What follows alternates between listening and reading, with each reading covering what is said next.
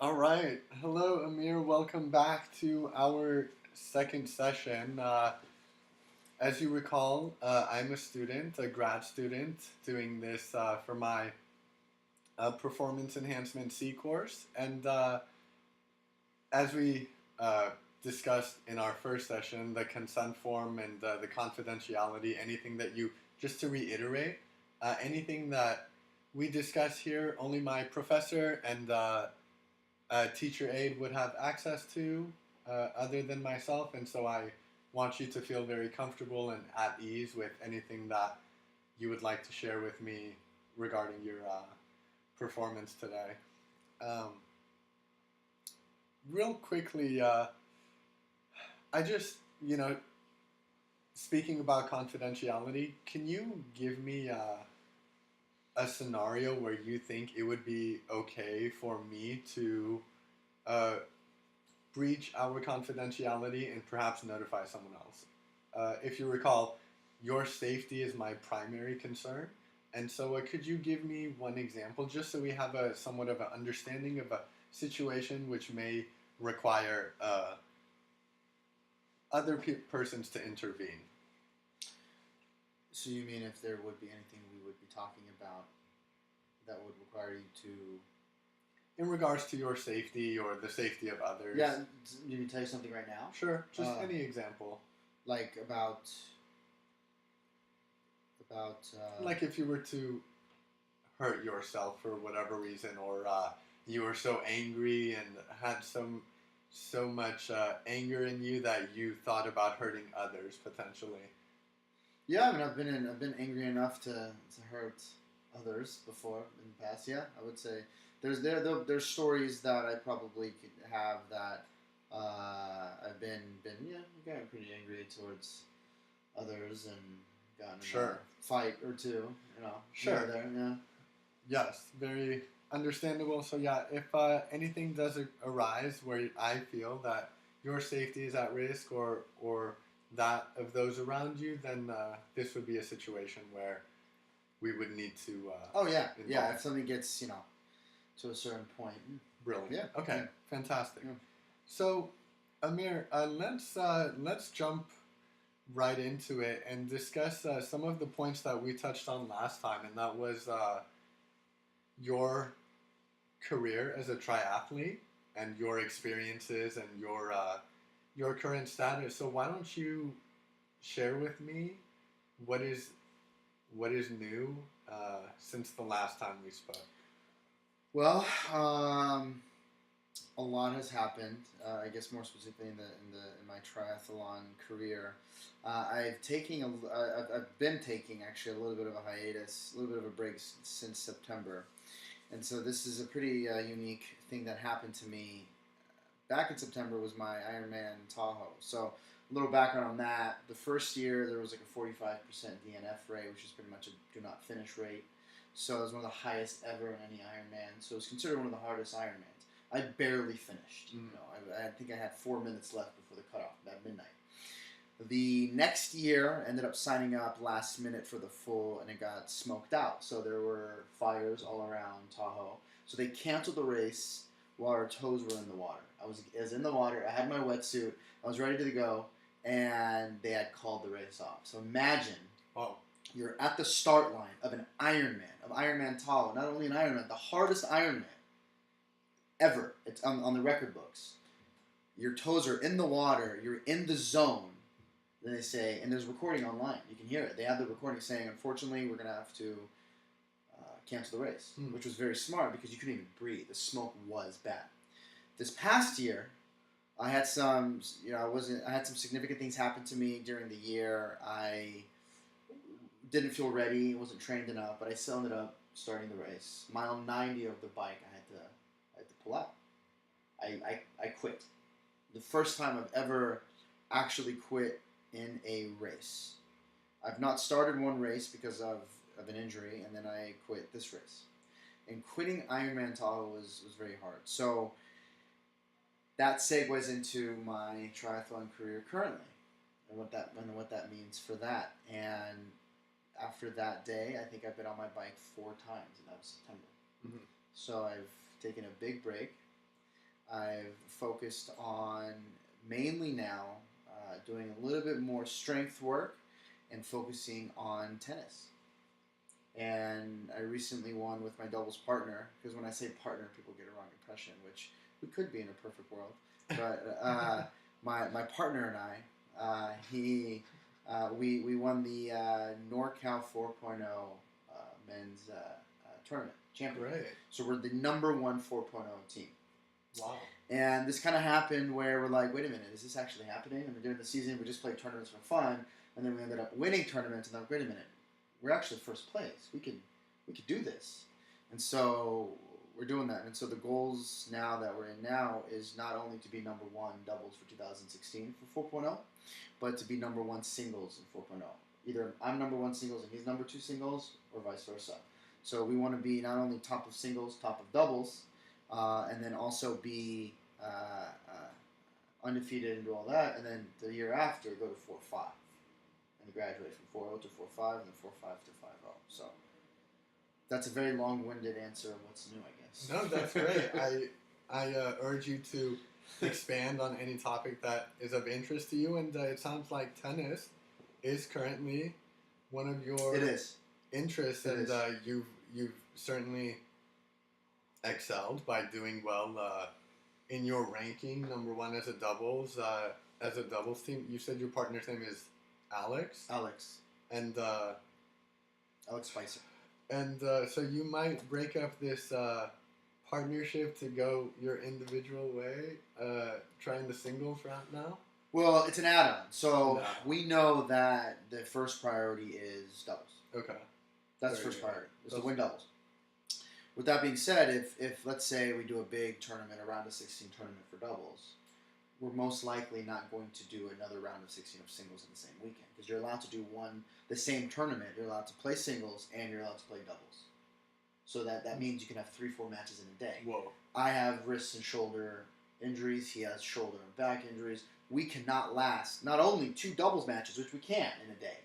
That's 4 to 5 doubles matches in a weekend. Yeah. That's doable because it's doubles. But to double that for singles is a whole another ballgame. Mm-hmm. That's comparing like indoor and outdoor soccer. Like it's 2 totally different games. I mean, it really is.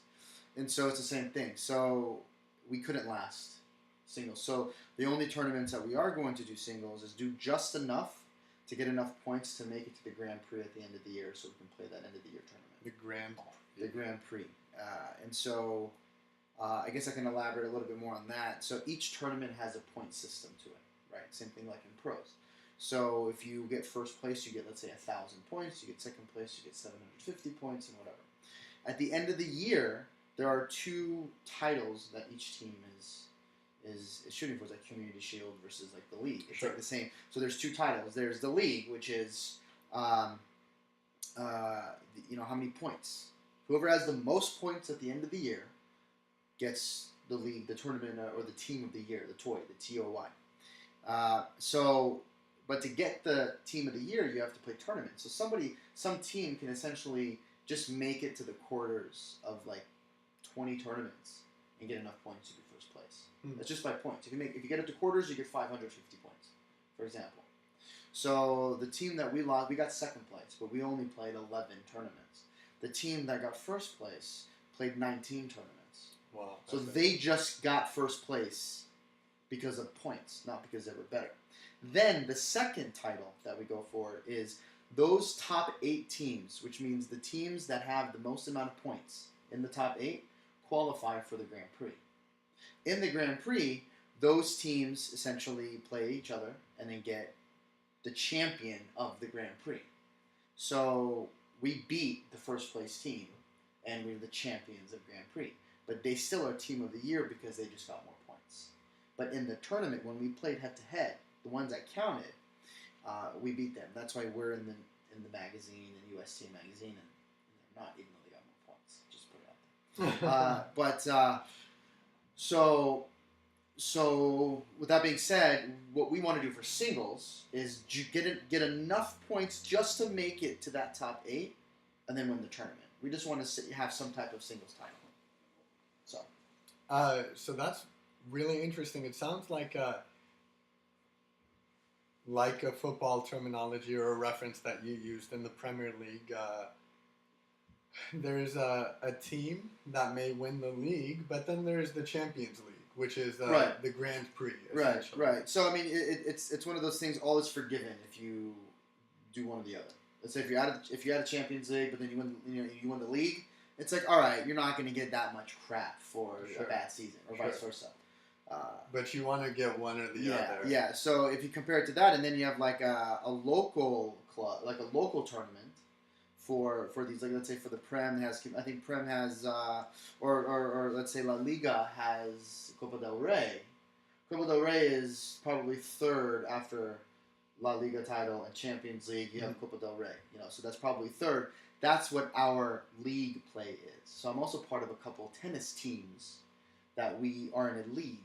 So it's how the team does, not me individually. So I'm also part of certain teams within that. So it's very similar where Champions League is my tournament. The team of the year with the points is my league. And my Community Shield or my Copa del Rey is my my actual leagues, the teams that I'm a part of. Because that's really, I do that for practice, and I do that. We make regionals and the nationals, but we're part of a team. So there's a lineup of 3, 1, 2, 3 doubles, and then maybe 2 singles depending on what season. 3 out of the 5 or 2 out of the 3 have to win for us to win that match. Mm-hmm. So it's kind of like Davis Cup. If people are familiar Yes. with Davis Cup, it's very similar. So in tennis, Federer has U.S. Open, Wimbledon, French Open, the big 4. Then he has his smaller tournaments, and then he has Davis Cup. Davis Cup is pretty much lower priority, but it's for Sweden or Switzerland. Fuck, my bad. I shouldn't swear. Anyways, but it's I always get confused which one it is, but it's for the country. Sure. But it's really, if you're gonna Davis Cup versus Wimbledon trumps it. Yeah. Our doubles tournaments trump everything else. Yeah. But it would be so cool to have a Davis Cup. So then it would still be cool to have La Liga. So yeah. So, is that something that interests you? Like you said, the La Liga. So then, would you be interested in signing up for more tournaments to accumulate more points? That's the goal. But you got to think about then you think about, all right, well, I still haven't given up tries. I have 2 half Ironmans this year, or 2016. So I have to train. That's 1. 2, there's very few that are in this area. A lot of them are like Yuba City, Fairfield, Folsom, Roseville, Salinas, Fresno. A lot of these tournaments are regional tournaments where they put them in regional places with these big facilities. Yeah. There's very few in Cupertino, Los Gatos, Los Altos. There are a couple. There's a bunch in San Francisco, which is is closer. So you gotta put in driving costs, time, hotel, money. There's a lot that goes into it. So, but I think last year, yeah, we did 11, 12 tournaments. That's 11, 12 weekends of traveling, plus league, plus training, and plus having a life. I have a girlfriend and a life and fish. So it's everything there. So. Well, it sounds like a decision would have to be made then, which would be more important to you, the league or the triathlons? Because it sounds like, there's a lot of cost and commitment and time and energy, and you can only do so much without burning yourself out. So could you see yourself potentially eliminating triathlons from your routine, or do you think the opposite and you will start to tone down your tennis activities? So you've seen my medals? Yes. And you saw the one I just showed you? Yes. What's the biggest difference? Oh, the appreciation. Right. And let's be fair, those medals that I have hanging, there's a lot of them. It shows dedication. It's really cool to have those medals. I've done a lot. Yeah. I have some bragging rights in the tri-world. But none of them say champion on them. None of them say first place. Well, a couple of the run ones do. But the Ironman or the half Ironman, none of them say first place. None of them say second place. None of them say any place. Everyone gets a medal. I'll show you the trophies that I have for tennis. They either say champion on them, they either say first place on them, or they say runner-up on them, second place. But there's not a lot. There's just a handful. So you can't compare the two. They're different. Mm-hmm. And to sacrifice one or the other, it's more of a sacrifice rather than giving up. It's more of a compromise rather than giving up. But if you think about it, and then it comes to the whole question of prioritization and knowing your limits, not only physically, mentally, emotionally, but in your normal day-to-day life, then it just becomes realistic in being able to prioritize. So, well, it sounds like the title being acknowledged for your exceptional sporting ability is, it's a great thing that not a lot of people are able to. It is, especially in tennis. It's one of those things where they really, they put you on center court. They give you there's a whole trophy ceremony. There's all these things, which is really cool. And in tennis, it's more so that way because it is mind games, and so when you walk into a court, and everyone's like, "Oh, that's Spicer Yazdi," because they only it was by last names. Yeah. It's another feeling. It knows that's Spicer Yazdi. Now, when we play league matches, which are low level matches, everyone knows that we're the 4-0 champions. They're like, "Oh, we're playing the 4-0 champions right now of NorCal, some little like no name league in Sunnyvale. Like we're playing the 4-0 champions." And it sounds like douchey and all that stuff, but it is that mind game that is a part of tennis. You're telling me the guy that's ranked 66 doesn't have a mind, blow up, orgasm, and mind blank when he's playing Federer? Yeah. Imagine. Yeah. So I just indirectly compared us to Federer, but in the world of 4-0, you got to look at it. So if you put it in perspective, there's 2-5 to 6-0. We're 4-0. We're in the most competitive one because we're in the average. Majority of the people are 4-0. So if we went up to 5-0, it's a harder division, but it's like less people. We're automatically in the semifinal every tournament because there's like 4 teams. Mm-hmm. In the 4-0, there's 16 teams like every tournament. So it's like a harder division. So it's in a way, yeah. I mean, if you look at how many matches we play and all that. So, but anyways, yes. So to answer your question, it is meaningful. It is meaningful, and it's part of tennis. It's part of the mind games. It seems, yes, that you really cherish a lot of the things that tennis offers. So then, tell me about some of the positives that triathlons hold, and then this way, it's almost like we're creating and as I emailed you, and we'll refer in our next session, but the Venn diagram is a great tool for you to see what pros and cons each offers, and if you can find a compromise like you were alluding to. So, well, what do you mean by compromise? What do you mean by compromise? Well, once your next triathlons begin, then perhaps it will require you to take away from your. Yeah, so to put it in perspective, I have specifics. So I have April 2nd is my 70. April 2nd. April 2nd is Oceanside 70.3 half Ironman in Oceanside. Just north of San Diego. And a week after, this was a little bit of poor planning on my end. The week after is April 10th? Yes, sure. Weekend, whatever that was. I have hit Napa Valley half Ironman. So I have 2 half Ironmans within 2 weekends of each other. That is not something to stress about. Normally, I would like it to have at least 2 weeks apart. But, a week it's just a half. It's just 70.3 miles, which, now it seems impossible. I can barely go for a 3-mile run. I tried to go for a 20-minute run last night, and I couldn't do it. I just, this is when I can run. I've run marathons. I would run 15 miles for fun. I can't even run 3. But that's what I'm stressing over. But in terms of being ready by April, I'm not worried that I'll be ready by April. I'll shed the weight and do my thing and go from there. So, so what it comes down to is sacrificing the time between January and April. I'm more than willing to do that. That's okay. Maybe I'll play one tournament a weekend. Oh, that makes sense. Great. January. So between January and April, that is about 4 months, 3 months or so. That for those 3 months, you would just lessen the tennis load, maybe one tournament per month. Yep. And then that way you could that would allow your schedule a bit more freedom so that you can devote towards triathlon. Yeah, I mean, if you think about it, so the tournaments are going to be all weekend, right? You know, they're essentially going to be all weekend. So it's going to require travel time. It's going to require a lot of back and forth.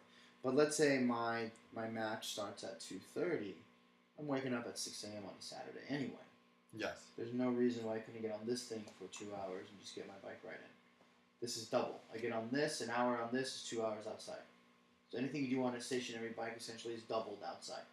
Mm-hmm. So I can put my stool right there, put my water, have my remote, have my phones, have my laptop here, and I'm watching a movie. And I'm watching in the morning, 6 a.m. Saturday. What are you doing 6 a.m. on a Saturday? Sleeping. No, you're not. You're watching Prem. You're watching. That's true. Yeah, so I'm doing the same thing. I'm watching my weekend soccer games at 4:35 in the morning on this thing. Nice. So I just wake up earlier.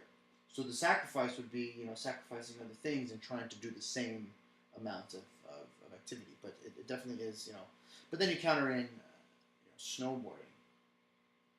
You counter in snowboarding, which I try to go leisure, yes. Which I try to go as much as I can.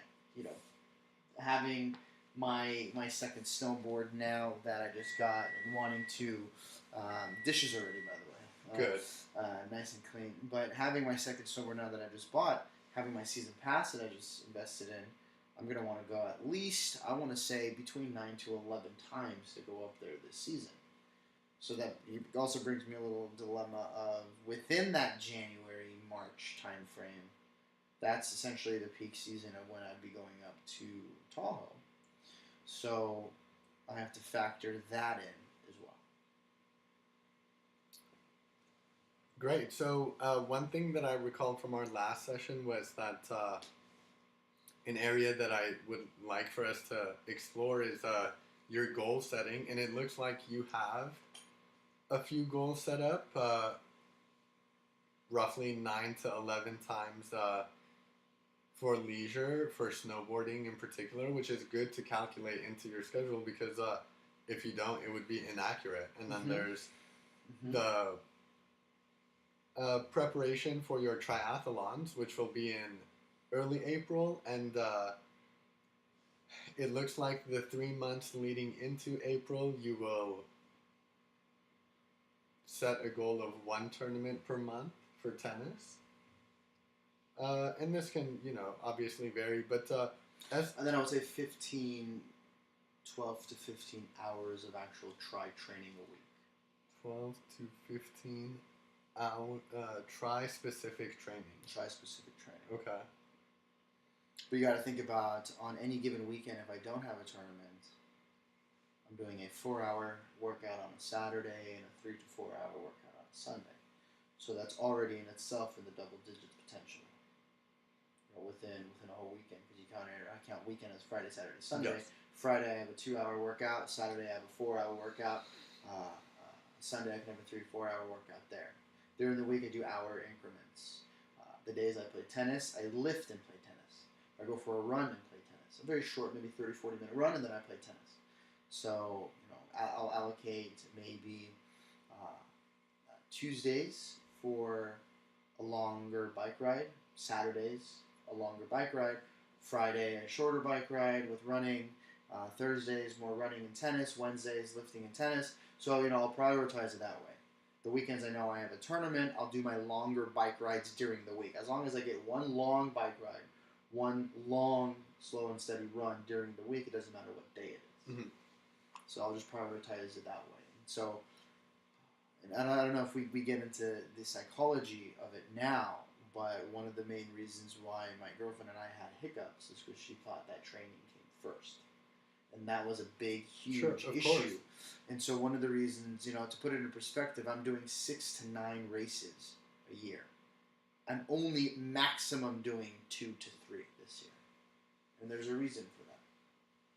Is because it was kind of like we joke around in our contract, in my contract with her, but we have a fictitious contract. Sure. But that I would tone it down on the races. So a more balanced Yes. approach. Well, great. I'm glad that you're finding balance because in our last session together, yes, you mentioned that you like to keep it pretty steady and the even keel and the not too many highs and not too many lows, and by making sure everything is in accordance and in balance, then I should hope that you'll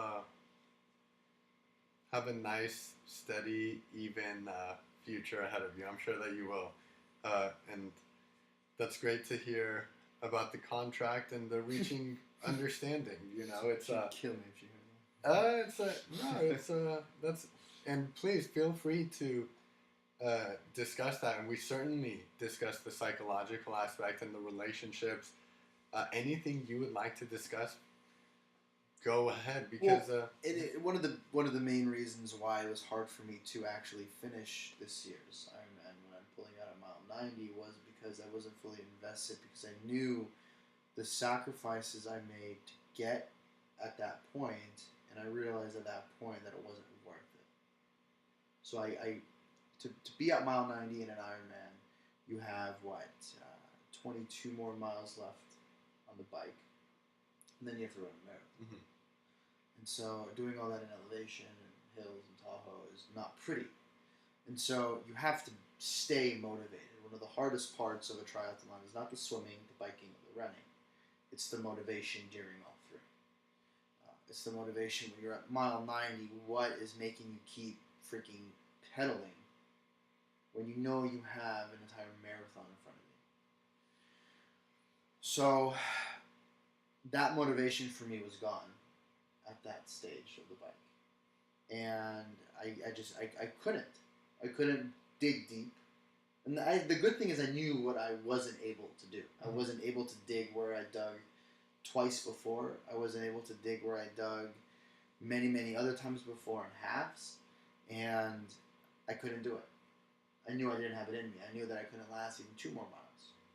So the hardest part was stepping on my pride, getting on that bus, and getting shuttled back to the finish line. Mm-hmm. Passing on the people that were biking back to transition to T2. And so that was a very hard part. And so from then on, I've had like a little bit of a tainted taste in my mouth with tries and that whole endurance world. I got more satisfaction winning tournaments after that point than crossing a finish line. Mm-hmm. But the feeling of crossing a finish line, I mean, literally nothing compares to crossing a finish line except one thing. And this is not an exaggeration. Crossing a finish line of an Ironman is very similar to skydiving. Of that feeling. That's literally what I have to compare it to. So. And do you think that your recent experiences in the tri world have impacted your performance in the tennis world? Mentally and physically, but I think more vice versa. I've been playing tennis since I was 5. That's my first sport. That's what got me through college. I played in college. I played in my junior college. Tennis is my sport. If you told me you had to pick one sport, you're on an island and you're going to play one sport, it'd be tennis. That's my sport. That's the sport I can play in my sleep. That's a sport that I'm a tennis coach. That's what I do. I coach kids playing tennis. That's my passion. If I could just do that, and just coach kids and be outside and just coach them through the different stages of their competition, and then it's like it'd be a feeding farming program for high school. That'd be legit, because that age from like 8 to 12 is so important. That's where they're going in a direction of, okay, are they going to play in college or just recreational? Mm-hmm. Is that 8, 9, 10 age? You get them there, and you get them trained properly at that age, they're set for the rest of their life for that specific sport, whatever it is, if it's done the right way. But But I think it would be one of the things about tennis is psychology. That's why I wrestled in high school. It's psychology. Tennis and wrestling psychology is very similar. You're part of a team, but who's out on the mat? There's two people. Who's out on the court? There's two people. You and the other person. That's it. And doubles, of course, is your team and the other team. But tennis is a very individual sport. So, what else is an individual sport? Triathlon. Even though you're surrounded by crowds and the finish line and other spectators and other athletes, you're on the bike alone. Just you and the bike. You're running alone, just you and your shoes and your beanie and your hat and your gloves or whatever it is. It's just you in the water. Being in the water is very lonely, even though you got someone's feet in your face and there's thousands of you running. You're talking to yourself. You're breathing. You're in a rhythm. There's nothing like this, the being alone in a triathlon. That's why I compare it to skydiving. Even though you're with somebody in skydiving, you feel free, but you feel alone. You're just there, but at the same time, you're looking at this vast world, but you're alone. If anything happens, you're done, you're alone. It's the same thing in the trial. You get a flat tire, you're alone. You fall on your bike, you're alone. You people have gotten killed in the water, you're alone. There are deaths in triathlon swim stars. Get trampled, the water's too cold, they can't breathe, they have to hyperventilate. Hyperventilating is a very common thing in the swim start. That's why you practice breathing. Not only for your physical, but for your mental. I meditate when I get in the water. It's 52 degrees in the water. I've been in 48-degree water at 6 a.m. in the bay. It's 6:57 a.m. in Lake Berryessa in Napa Valley. 51 degrees. You have not lived until you swam from Alcatraz to the sandy beaches in San Francisco and tell me that you've swam in the bay in 49-degree weather with waves. And you look around you and there's not land for, you know exactly how much it is, 2.5 miles. There's not land in front of you. You literally have to swim 2.5 miles to the shore. All right. Physically, you can do it. Physically, I think anyone can do it if they train themselves. The hardest part is the breathing and the mental. It's the same thing in tennis when you're down 2 sets. When you're down a set and you got to come back an entire set to win it. Even when you win it, you got to play a third set. You mentally have to be there. You mentally have to be in. That's why tennis, also, I've given up in tennis. I just can't play because when I mentally give up, I'm like, shoot, I know if I win this set, I got to play another set. I know I can't play that third set. I only have one more set in me. That only having one more set in me mentality was, hey, I only had 90 miles in me. I don't have another 20. I don't have another 20, 26 to run. So I think it's very similar. So I think tennis mainly helped me with the tri-world. Wrestling helped me with the tri-world because these are individual mental sports. Yes, you beat me to it. I had written wrestling as one of the points as another similar sport where it is an individual sport and you have that sense of feeling alone and unable to rely on the help of your teammates. Yeah, I mean, it's to the point where if you have a coach or a teammate, they're not even allowed to coach you during tennis. It's even in the pros. They can get penalized. And then Rafa's the biggest culprit of this, him and his uncle. His uncle has signs. They're not allowed to communicate. So his uncle has signs like that, and he got fined for that. Interesting. It sounds like the emotions and the sentiments that you brought up were almost, particularly in regards to the triathlons, that it's life or death. Especially in the water, if you don't perform, and that's what it feels like, and I think that's one of those. And it's funny you asked a lot of people that do Ironmans and above because there are Ultramans, and that is my ultimate goal to do an Ultraman. That's 100 miles. No, Ultraman is essentially double Ironman. Oh. Wow. So, so I put in perspective, Ironman is 2.4 mile swim, 112 mile bike ride, and a 26.2 mile marathon. Ultraman is double that.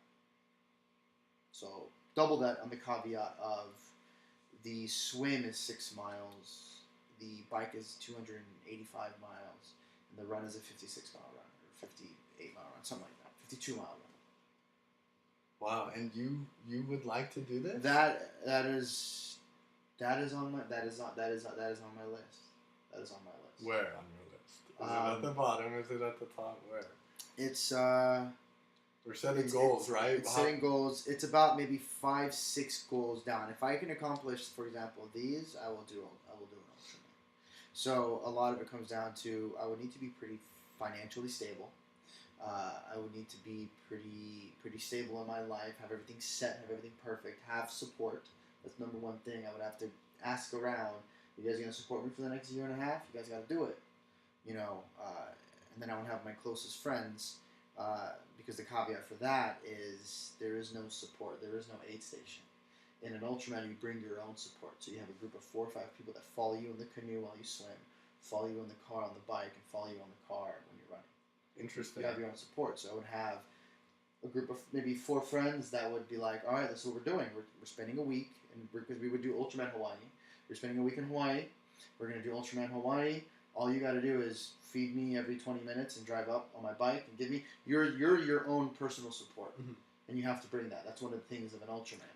So not only do I have to be ready, your team, my team has to be ready, and that's asking a lot of my team. That's asking them for them to take a week out of their lives and come and just support me.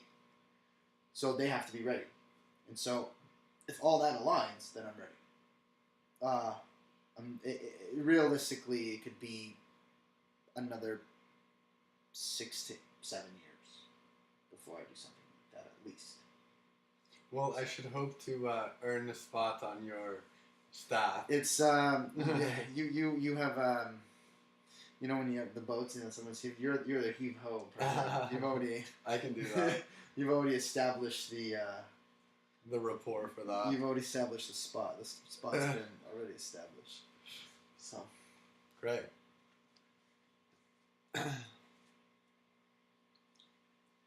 Yasmin's on there too. Oh, fantastic! So other people that know the endurance world. So we would want to be surrounding with people that understand the athleticism and need of food. So if they know I'm dying of water, and they know what to do. Yes, so there'd be a lot of people that have been around that lifestyle. But no, that's a far away goal also. Now, this is something that we touched on last time, and I would like to explore again in further detail if we could, and that is areas that you would like to improve in. And this could be, I'd actually really prefer to delve into both sports of tennis and triathlons, and perhaps we can continue to set goals specifically in regards to improving one component or another of each sport. You mean in specific skills? So I could say I need to work on my backhand, for example, more. I need to bend my knees more on my serve. Or it could be something psychological, like if you say mental toughness in a scenario. So I would say the one that would be, we'll start for both, let's say. One that would be for both would be, or two, I would say mental and flexibility. I think both of those, obviously working on your mental capabilities, your mental strength, and then focusing more on your flexibility. I think those are two obvious ones, really for any sport, right? Especially single, individual sports like triathlon and tennis. Flexibility, muscle flexibility. Muscle flexibility, yeah, muscle flexibility. So, I think those two definitely do go hand in hand. In terms of specific skill-wise, I would say tennis definitely would be working on my backhand and enhancing my volleys, especially in doubles. My volleys are pretty good, but in terms of doing more with them, getting to that next level, I would say, number one would be backhand. I got to get my backhand. My backhand, if that's on point, I got my game, because I'm a baseliner. I have my forehand it's very, very good. That's what I can rely on. So when we play, I'm gonna attack your backhand. Attack my backhand. I'm very good at running around my backhand, doing it inside out. I'm sure forehand. you're your best. But my backhand slice, I think, is on point. My one-hand backhand slice. Yes. But it's that two-hand that gives me the trouble. Triathlon is a little more picky to pinpoint, and I'll tell you why. It's when I'm talking about improving myself for tennis, I feel like tennis is my when I'm getting paid. It's like I have such high hopes in tennis. I have such high expectation in tennis. I go into a tournament thinking that if I don't get a trophy when I leave here, that's a fail. Mm-hmm. When I enter a triathlon, it's like if I'm alive and I cross the finish line, that's an automatic win no matter what. Mm-hmm. For triathlon, I'm trying to go by time. I'm not trying to place. I said I have a specific time, and then I have the goal of just finishing is good enough. That's what people don't understand about triathlon. It's finishing is what's important. It's really signing up and training is what's important. Anyone can finish a race, but it's the training that goes into it and finishing the race with your head held high and feeling good. And so I think it's two different mindsets, mindsets that I have when I'm dealing with these two sports. Is because tennis, I'm going in there saying, I better dominate. Alex and I better dominate. People know our names, and people will know our names even more after this tournament. I'm doing between the legs. We're doing set plays. We're doing yekdo because Alex speaks Farsi. We have actual 1, 2, 3, and 4. Like if I'm at the net, I put my hand behind me and I go 1 or 2, 3, and he knows exactly what plays I'm going to be setting. No one else does that at 4-0, But in the tri world, I'm not a cocky little guy. On the bike, I am, but I'm not. I have a different mentality because I just want to finish. So it's very. I think I need that to be humbling. I need that to bring me down because in tennis, I sometimes get over my head and I'm like, I deserve to win because it's just tennis. And tennis for me has always been that love-hate. It's for some people that played sports in college, I think there is that love-hate relationship with soccer. You know what I mean? You hate it, but it's part of your DNA. Yes. It just is, and that's what tennis is for me. It's just part of my DNA. There's a period after college when I played in college and then I graduated, I couldn't watch tennis on TV. Mm-hmm. I couldn't even watch it on TV after college. I was just like, I'm done. But to really, really hate something, you have to first really, really love it. I hate just a handful of things in this world. That means you really, really have loved it and something happened. So I think it's just very different of goals, and I can say, for try, I would work on my swim or work on my break or work on my transition, but it's mainly just triathlon goals would be working on making sure it's going to not affect the other aspects of my life.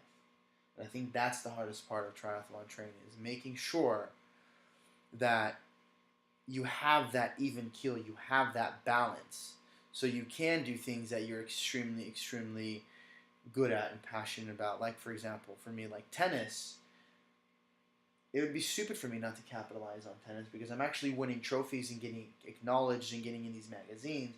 But for try, I'm like 800 out of 1200. Like I'm in the subpar. I'm killing myself to get a sub 6 hour race when pros are doing it in 4.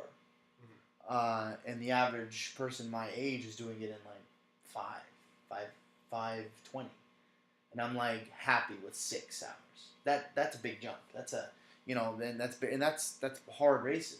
Usually my halves have been 6.5 hours, 7 hours, and people that I know are doing it in like 5.5, and I'm like, why can't I do it in 5 hours? I just can't. It's really hard. Mm-hmm. But for tennis in that 4-0 division, I could say, hey, we could probably go undefeated next year in the 4-0 division. If not, hey, Alex and I can probably get number 1 doubles, and we can get 1 and 2 singles also, and then bump up to 4-5. We can make nationals for our Sunnyvale team or our Cupertino team. We can make regionals for this team. You know, so these are like cool goals to have. It's like we can actually be like considered like a top team. We can play open tournaments next year for money. We're qualified to play these open tournaments for money. Like that's cool. Yes. But I'm like nowhere near that for try. Like for tryouts, I'm like just nowhere near that. But it's like a different mindset. So. Well, it's good that you don't have the same expectation in everything that you participate in, because it would be unfair to yourself. As you said, you've been in. The tennis is your thing, hence your dominance and your confidence and your elite status in the sport, both growing up and currently. Yeah, and a lot of things too. To cut you off, but a lot of things too. What I forgot to mention is knowing that I'm able to cross the finish line, and knowing that hey, you know what, I've done Ironman Tahoe. There's out of 2,500 people, 1,200 people only crossed the finish line. That's a big percentage of not crossing the finish line. I'm a part of a select few that have crossed Tahoe. When I'm in the second set in a tennis tournament, on day 2, after my 4th tournament, my arm hurts, my wrist hurts, my shoulder hurts. In that tournament, I'm like, none of these other guys crossed the finish line in Tahoe, but I did. Oh, so that gives me that extra motivation. Interesting. That's literally what I think about. And I even will tell Alex, this is like, and this is how we talk. We actually do that. And we actually do that on the court. Like, I'll take my racket and we'll do that. And I'm like, all right, so and it's for the paparazzi, right? Yeah, so they're lip reading us. That's why. I'll tell them. I'm like, Tahoe right now, so I'm gonna do this. All right, here we go. Like when I'm struggling, he'll tell me. He's like, no one else did Tahoe, or like he'll tell me, he's like, you're an Ironman. Like he'll like kind of, and I'm like, yeah, you're right. Like, what am I doing? This other guy plays just probably his tennis is his like only sport, and I'm sitting here like I have my Ironman Tahoe hat on. I'm like, what am I? I'm better than this, and then it gives me that extra motivation. It gives me that extra confidence. Good. Confidence is something that we haven't explored too deeply, though it is an area of importance, obviously, but seemingly you have it in tennis, and yes, you also have it in triathlon, so in both, because in triathlons you've done the Tahoe Ironman. In tennis, you are number 1 doubles. These are all great accomplishments, so that's why I don't think that confidence at the moment is a priority for us, but it is. Well, I think it's the whole mentality of is it easier to get them or to keep them, right? So confidence is the same thing. Is it easier to get confidence, or is it easier to keep confidence once you have it? So I think it's a mixture of both. Now I have a certain amount of confidence, and I think you have to have it. It's definitely borderline. You don't want to be that borderline of having too much confidence, and you get cocky, and then you get cocky, you get clouded, and you get diluted, and you lose track of a lot of things. So I think confidence is also not very difficult, but there is effort going into maintaining confidence. Because let's take the Warriors, for example, 20-0. Mm-hmm. You don't think they're confident as F? Yes. You know what I mean?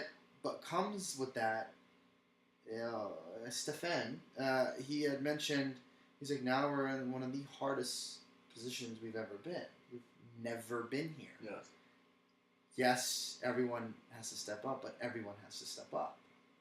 We're in very new territory. We're in groundbreaking territory. The entire world is looking at us to break records. Mm-hmm. We have to be confident.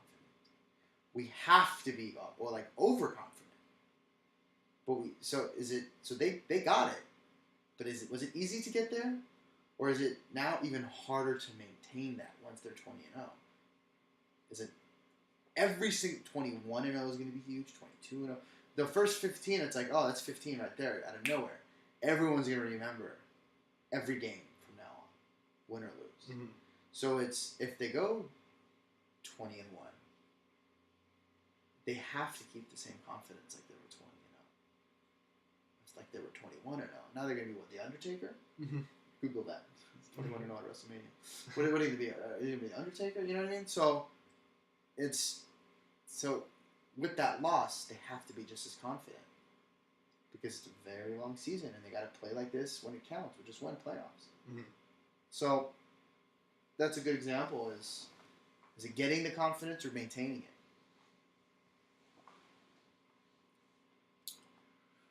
Well, regrettably, Amir, it seems we have reached our limit for today. Though something that I did want to touch on, which we didn't get a chance to, was some of your injuries, your wrist and your shoulder that you mentioned, and ways that we could address these injuries so that you can continue to enjoy success throughout the rest of your athletic career. And so I hope that if we do meet, which we will not for this class, but yes, hopefully we continue to work together and continue to address all of the mental skills that you value so much. So thank you, Amir, for meeting with me today, and it was a pleasure working with you. You got it. All Thank right. you.